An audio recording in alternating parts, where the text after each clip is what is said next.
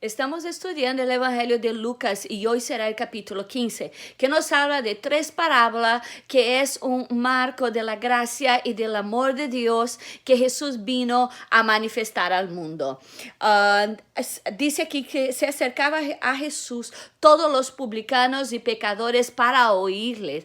Ellos tenían toda la atención. Ellos querían escuchar a Jesús porque Jesús tenía este approach muy abierto todo el tiempo en que ellos se sentían confortables para escuchar. Al mismo tiempo tenía los fariseos y los escribas, y ellos murmuraban diciendo: Jesús recibe y come con pecadores. Entonces publicanos eran los cobradores de impuestos. Entonces los fariseos y todos los judíos los despreciaban porque ellos trabajaban para Roma, y los judíos no estaban satisfechos con la presencia romana allá en Palestina, allá en Israel. Ellos querían echarles fuera. Entonces, que un judío esté trabajando para los romanos, aunque sea una profesión noble, y ellos lo estaban haciendo bien, ganando la vida como toda la gente, pero ellos despreciaban porque los consideraban como traicioneros. Y por otro lado, tienen los pecadores, que eran personas que tenían una profesión que no les permitía hacer todos los ritos ceremoniales. Entonces los fariseos también los despreciaban, consideraban pecadores por su profesión o su actividad, o sea lo que ellos hacían, ellos lo consideraban como pecadores, fuera de la gracia de Dios, fuera de todo. Entonces tenemos los pecadores y los publicanos por un lado. Por otro lado tenemos los fariseos y los escribas, que se sentían muy santos, pecadores y santos aquí. Pero el paradoxo del Evangelio es que todos pecaran, todos, sin excepción. La cosa es que algunos aceptan y algunos no. Y aquí entonces, cuando Jesús ve todo eso, entonces Jesús empieza a decirle una parábola. Y es más interesante porque Jesús habla las parábolas más bonitas para los pecadores y publicanos sobre la gracia de Dios. Y más que nada, ellos podían entender exactamente lo que Jesús estaba diciendo. Entonces él empieza a decir: ¿qué hombre de vosotros, teniendo 100 ovejas, se pierde una de ellas, no deja las 100 en el desierto y va atrás de esta una oveja? Porque eso es verdad, los pastores hacían esto, salían atrás de una. No quiere decir que las otras 99 no valían lo mismo, pero ellos tenían que ir atrás de esta otra. Y cuando la encuentra, le pone sobre sus hombros gozoso y la lleva para casa. Reúne a sus amigos y vecinos diciendo: gozaos conmigo, porque he encontrado la oveja que había perdido. Nota que la oveja no hace nada, ella se pierde. ¿Quién hace? Es este pastor, este hombre que va atrás de la oveja, y cuando la encuentra se alegra, pone en su hombro. Entonces todo el trabajo es del hombre que la encuentra, la busca, deja las 99, busca esta oveja, pone en su hombro, la sana, la cuida, viene a la casa, hace una tremenda fiesta, celebración entre sus amigos. Y os digo que así habrá más gozo en el cielo por un pecador que se arrepienta que por las 99 justos que no necesitan de arrepentimiento. No es que los 99 no valen lo mismo que la una que se extravió, pero la verdad es que la alegría, y aquí está enseñando el carácter de nuestro Dios, como que Él deja y cuánto que Él se alegra. El cielo se alegra cuando un pecador se arrepiente, cuando alguien llega a los pies de Dios, y el trabajo tremendo de la gracia de Dios de ir atrás de esta ovejita perdida y traer y alegrarse con ella. Y así somos nosotros. Somos esta ovejita que se ha extraviado. Pero este pastor amado va atrás de nosotros. Y es el que hace todo el trabajo. A nosotros solamente cabe entregarnos a sus brazos cuidadosos. Y que nos dejamos sanar por él. Y vamos a alegrarnos con él. Junto con sus amigos. Porque él es bondadoso siempre. Y habla otra parábola. Y dice, ¿y qué mujer? Y ahora entramos en el universo femenino. No primero de un hombre, ahora de una mujer. Y dice, ¿qué mujer que tiene 10 dracmas? Una dracma era el sueldo de un día de trabajo. Entonces aquí tenemos como 10 días de trabajo, posiblemente todos los ahorros de esta mujer. O nosotros podemos pensar que eso es una joya, que ellos tenían los pendientes, unas joyas que era colgada a unas cositas como si fuera una dracma, como una monedita que se prendía. Puede ser que sea esto, la Biblia no especifica, pero es una cosa de mucho valor. Lo más o menos es una dracma, más o menos era el valor de un sueldo. No era tanto el valor material, pero el valor emocional de esta dracma. Y dice, ¿qué mujer que pierde esta dracma? Si pierde esta dracma, no enciende una lámpara y barre toda la casa. Viste que antes las casas no tenían ventanas, o si tenían ventanas eran bien chiquitas. Entonces dentro de la casa siempre necesita una lamparilla, una lámpara, porque no se podía, era oscuro, no se podía ver. No, y entonces enciende esto y busca con diligencia hasta encontrar. Otra vez, nosotros vemos el trabajo de una persona que va con diligencia, que busca hasta encontrar. En este caso aquí es la dracma. Y cuando ella encuentra, reúne sus amigas. Y cuántos de nosotros que perdemos algo de valor, reunimos nuestras amigas y entonces estamos hablando, gozaos conmigo, porque he encontrado la dracma que había perdido. Y así os digo que hay gozo delante de los ángeles de Dios por un pecador que se arrepiente. Aquí está hablando más del valor de esto que fue perdido. La dracma, entonces, el valor de eso era de un sueldo de un día, ¿no? Y el valor era mucho emocional, porque imagínate que cuando ella llama a sus amigas para celebrar que encontró su dracma, posiblemente lo que ella gasta para hacer la fiesta con sus amigos vale más que el valor de la dracma.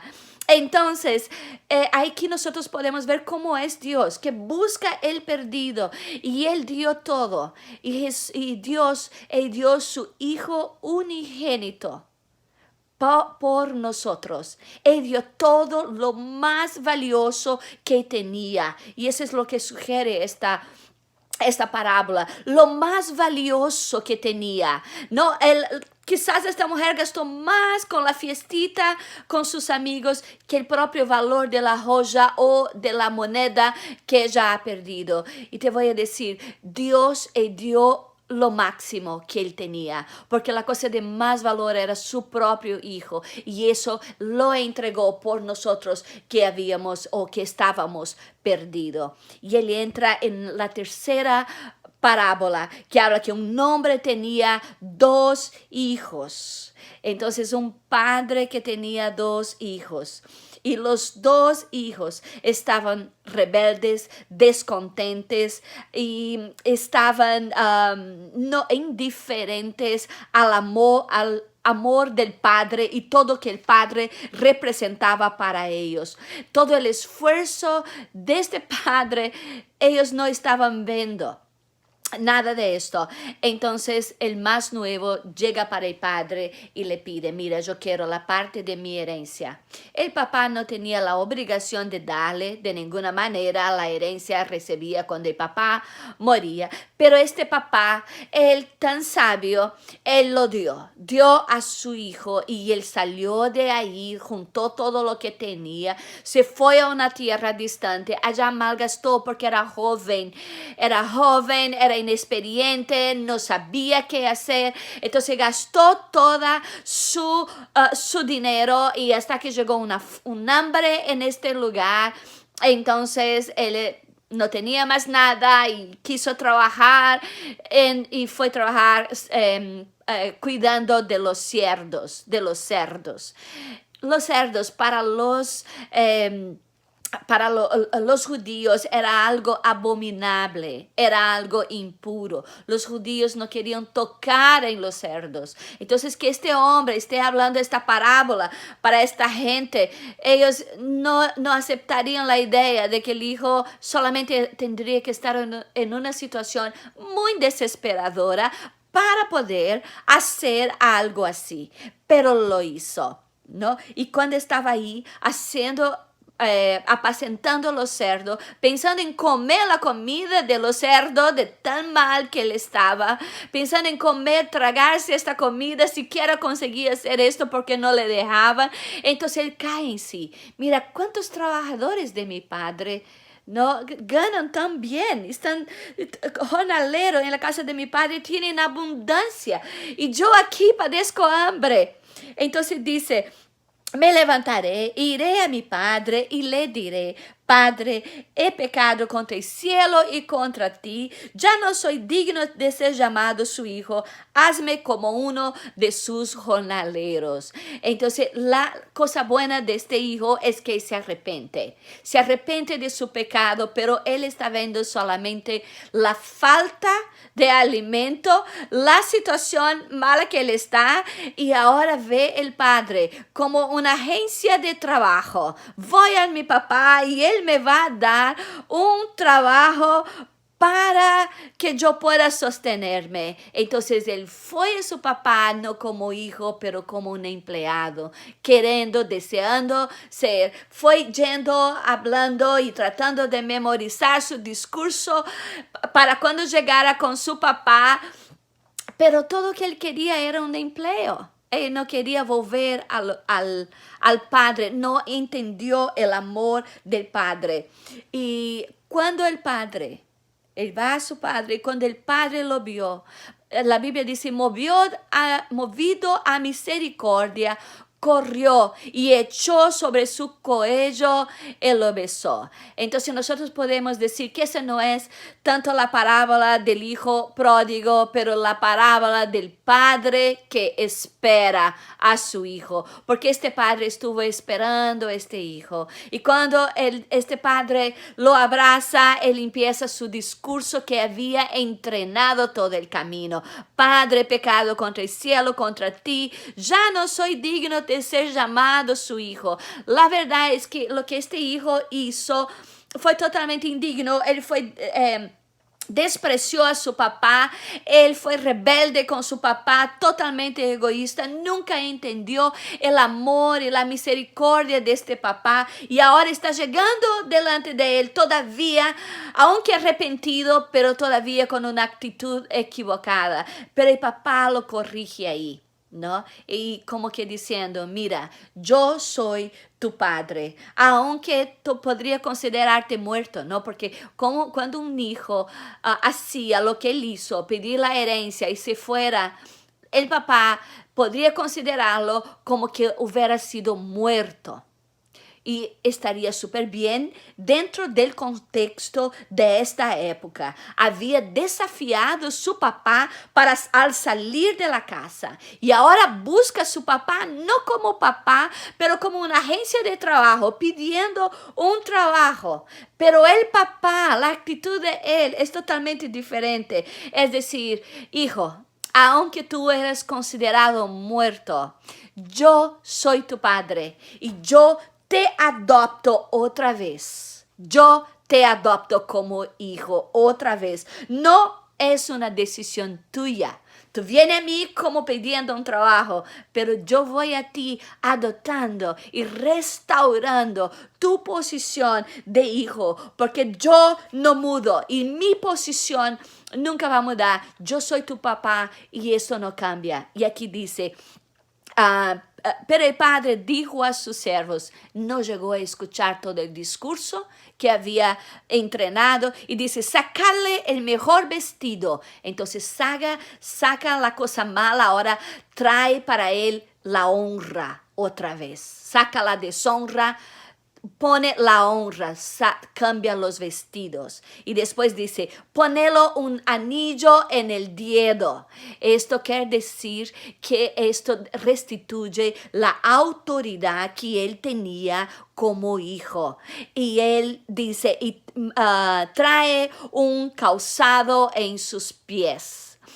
Calzado, los empleados o los esclavos no usaban calzados, estaban mayormente descalzos en esta época. Solamente las personas libres o en este caso el papá no lo está aceptando como empleado, pero está dando un calzado. Esto quiere decir que ahora él es hijo otra vez.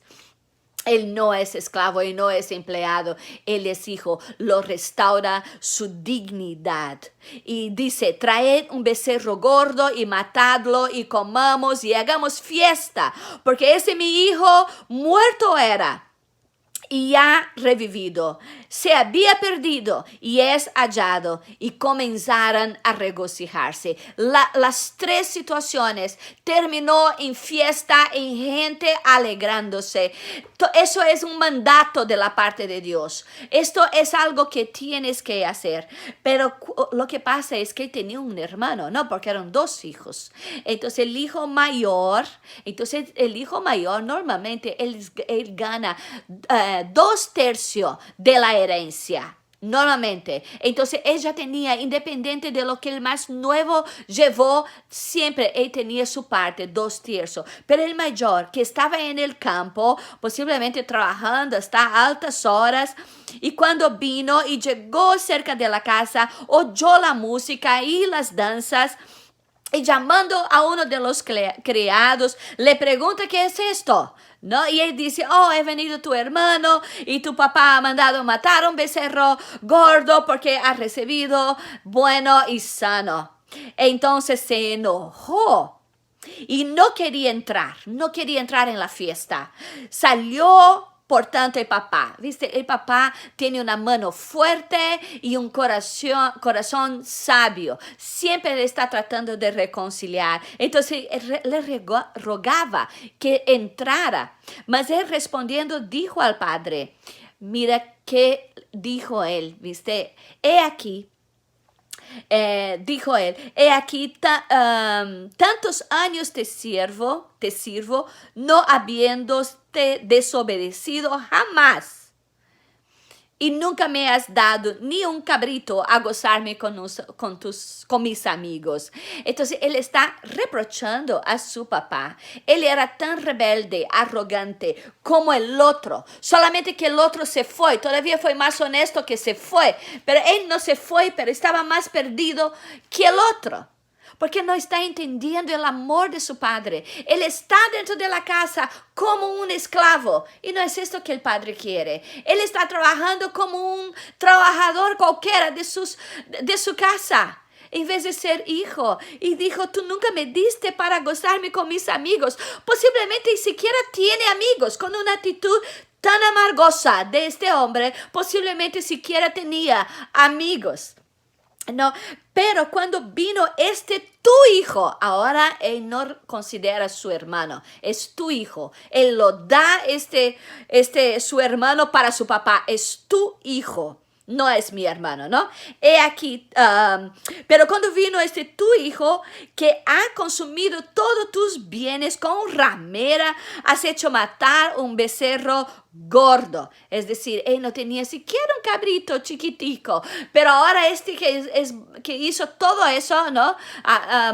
Gastó todo el dinero con las rameras, ahora tú vienes y da toda esta fiesta. Entonces está reprochando porque nunca se gozó, él estuvo siempre ahí amargado, posiblemente estaba en el campo, solamente pensando, el día que mi papá se fuera y yo heredo todo esto, yo voy a hacer lo que quiera, pero ahora tengo que trabajar como un hijo, y no era esto que el padre quería. Entonces el padre le dijo, hijo, entonces él ya empieza la primera cosa, tú eres mi hijo. No porque tú estás trabajando, no porque tú trabajas hasta tarde, que nunca me ha desobedecido, nunca he hecho nada malo, no porque trabajaste hasta ahora, hasta tarde. Tú no eres mi hijo por eso, tú eres mi hijo porque tú eres mi hijo. Y todo, aquí dice, todo lo que yo tengo, todo lo mío es tuyo. Tú siempre estás conmigo, tú siempre estás aquí. Todo lo mío es tuyo. Tú puedes coger un cabrito, un becerro, tú puedes coger una vaca, lo que tú quieres, tú puedes tener, es todo tuyo.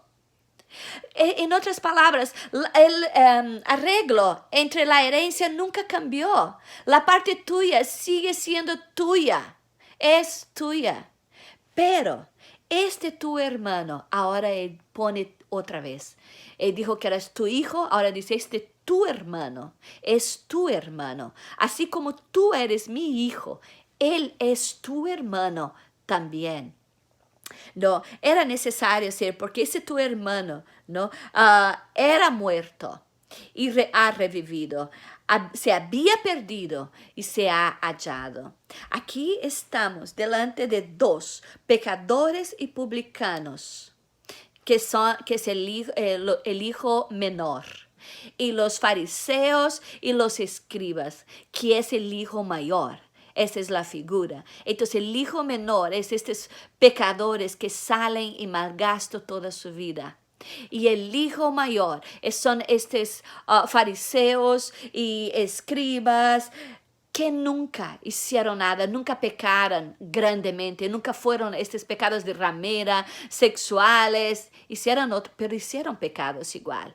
La Biblia está reportando aquí de que los dos eran pecadores, los dos estaban equivocados, los dos estaban en rebeldía contra el Padre, los dos eran arrogantes, egoístas, ninguno de los dos estaba entendiendo el relacionamiento de amor y de gracia que el Padre estaba brindando para ellos. Y Jesús está trayendo esto a la tona y diciendo, mira, el Señor ama a todos, pero lo peor siempre son los religiosos, porque ellos nunca quieren fiesta. Ellos siempre están amargados y nunca pueden entrar en la fiesta y gozar con Dios. Al hijo menor, nosotros podemos leer Efesios 2:4. Pero Dios, que es rico en misericordia, por su gran amor con que nos amó, aun estando nosotros en nuestros pecados, nos dio vida juntamente con Cristo.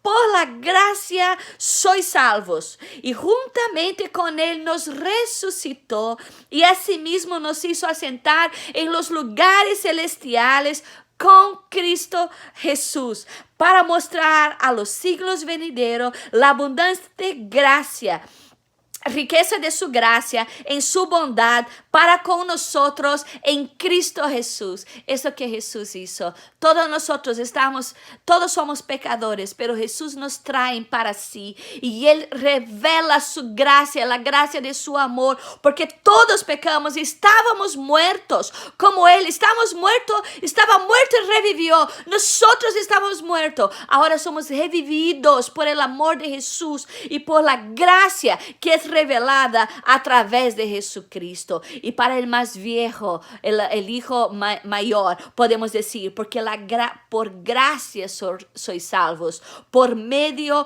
de la fe. Y eso no viene de vosotros, pues es don de Dios.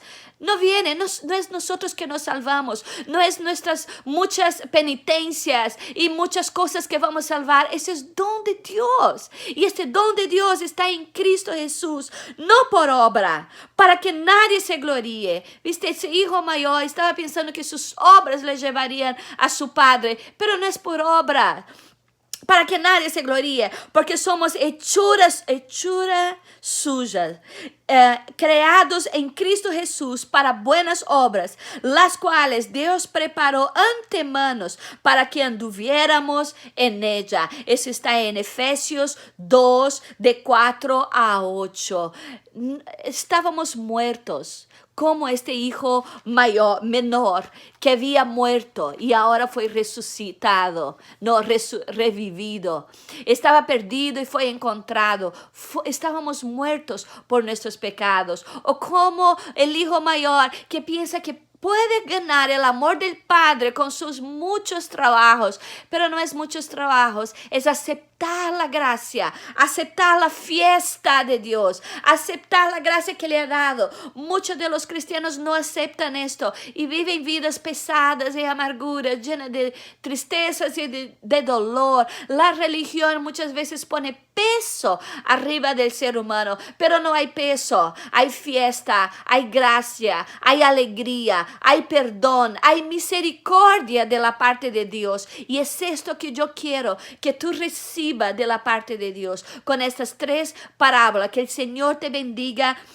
Y yo quiero traer el versículo que siempre me gusta dejar, el versículo clave, que es uno de los últimos, que dice: mi hijo, tú siempre estás conmigo y todas mis cosas son tuyas. Y yo quiero que tú guardes esto, que Dios dice para ti: mi hijo, todas mis cosas son tuyas. Yo te doy por gracia y te doy el Espíritu Santo por gracia. Todo lo que yo tengo es tuyo. Disfruta del amor del Padre. Disfruta de la gracia de Jesucristo. Disfruta de todo lo que Él nos da con tanto amor y con tanta misericordia para cada uno de nosotros. Entonces, si tú llegaste hasta el final, escribe ahí: no, todo el mío. Hijo, tú siempre estás conmigo y todas mis cosas son tuyas. El Señor dice esto para ti en esta noche. Que Dios te bendiga. Yo quiero pedir para ti que has escuchado, que tú puedas suscribirse en mi canal. Entras ahí en el YouTube, dices suscríbete o escríbete ahí, clica en esta partecita que está en tu derecha, en rojo, tiene una cinetita, entonces tú clica ahí para que tú puedas recibir siempre, porque no siempre yo puedo saber quién está escuchando. Me gustaría saber si tú has escuchado, si estás disfrutando. Entonces inscríbete en este canal y así automáticamente tú estás recibiendo. Si no tuviste tiempo de mirar en el día, puedes mirar después. Que Dios te bendiga ricamente con esta palabra.